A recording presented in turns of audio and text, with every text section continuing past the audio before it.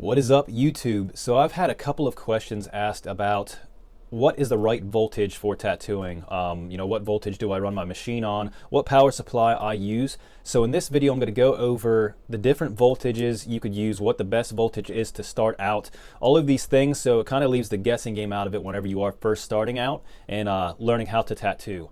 Awesome. So let's get into what voltage you should be running your tattoo machine. If you are first starting out and your first time holding a machine, it can be very confusing trying to figure out what to run it on with the speed, knowing what those speeds mean and all of those things, especially if you're using a pen style machine that doesn't even have a readout on it.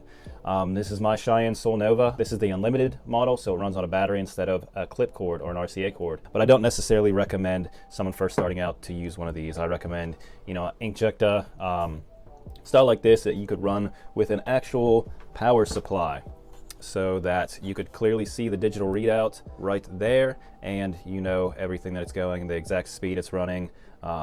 In this model, the critical also can have two machines run off the same thing, which is super cool. So whenever you're working on buying your first power supply, you could get a ton of kits out there, which will work kind of for what you're doing right now, but you need to understand that these aren't going to hold up through time. If you buy a better machine, some of them don't have the quick start on them, so it won't run, an inkjecta. I've never really came across one that didn't, but I'm sure some of the cheaper ones you'll have issues, so that's something to think about as well. Awesome, so let's get into the actual voltage. If you are first starting tattooing, you're just picking up a machine, you're wanting to focus on practicing on fake skins, all of these things, there's a couple different things that go into what voltage you should run your machine on. Are you working on your line work? Are you trying to get, clean lines? Are you working more towards realism? All of these things can kind of affect the voltage that you're using. So we're going to start out talking about, your line work. If you're working on line work, what I would recommend you use is about a 8 voltage for a machine style like this. Some traditional machines run on a super low voltage.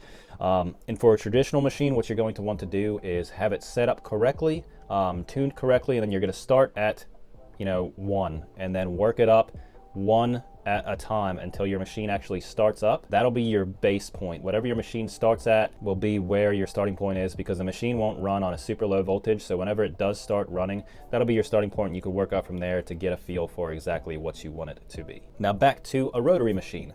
Like I said, if you are first starting out, I'd focus on 8. Get your hand speed exactly where you want it with the 8. If you're having issues to where you seem more comfortable going quicker, I turn up my voltage from there. That being said, I run mine for neo-traditional, traditional style tattoos with thick lines, things like that. I will run it from a 10 to sometimes a 10.5 if I'm trying to push a really big liner or a big mag, something like that. And then with actual shading, if I'm doing like a more realistic tattoo or I'm trying to get some nice shades, I'll change my machines to maybe a 3-stroke and turn my voltage down to about an 8. That way it's running a lot slower. You could get some smooth shading and everything's completely consistent. So those are the 2 voltages I really run on. And obviously with my liner, I'm using usually a 3.5 or a 4-stroke. This one is a 4-stroke. We'll get into this style of tattoo. If you do have this tattoo machine and you have no idea how to use it, what you're going to do is click on here. So the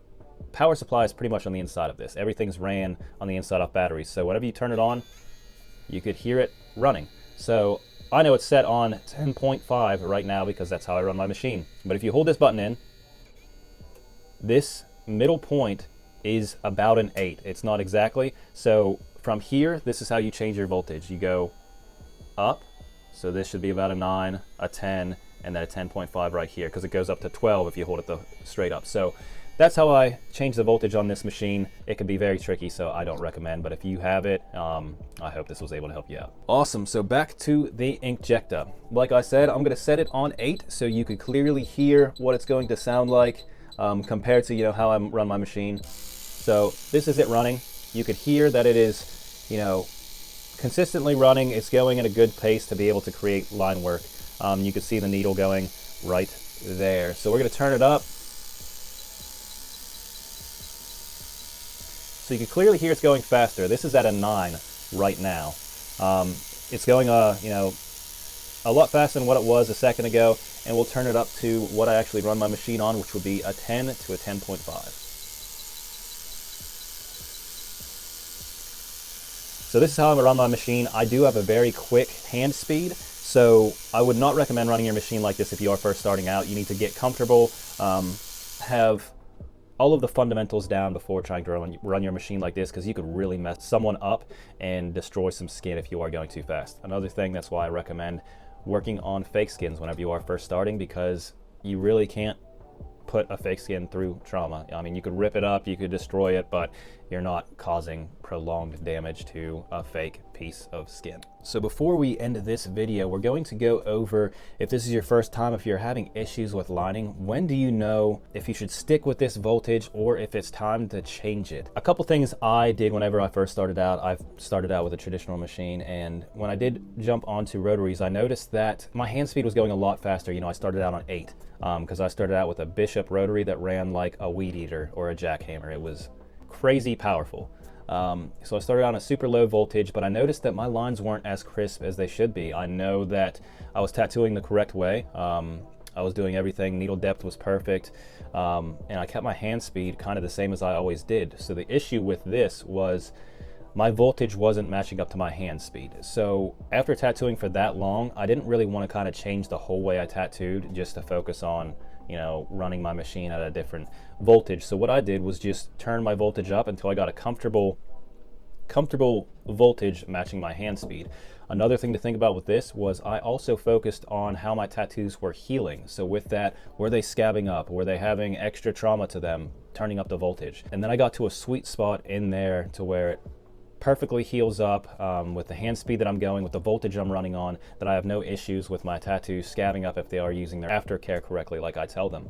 So there's quite a bit to go into that. So if you're having an issue with your lines not being completely saturated, that they're kind of like scratched in there and you're just going one pass, you know, if you know that your needle depth's okay, maybe it's time to turn up your voltage a little bit because your hand speed's getting faster and you kind of have to incorporate it with that. If you're creating good line work, everything's clean, all of those things, then just stick with the voltage you're running on. If that's what you're comfortable at, if that's what's working for you, you know, some people have a faster hand speed, some people have a slower. That's why we have different voltages and people use different ones all the time. So I'm not saying to run your machine on 10.5. That's just what works for me, how I learned, what my mentor taught me. So just find a comfortable hand speed and a voltage that matches the way that you tattoo. Awesome. So I hope this was able to help you out and give you some insight on the voltage of your tattoo machine and help you be able to start tattooing on fake skins.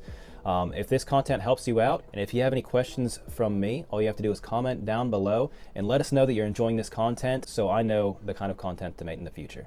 Thank you. You have a good day.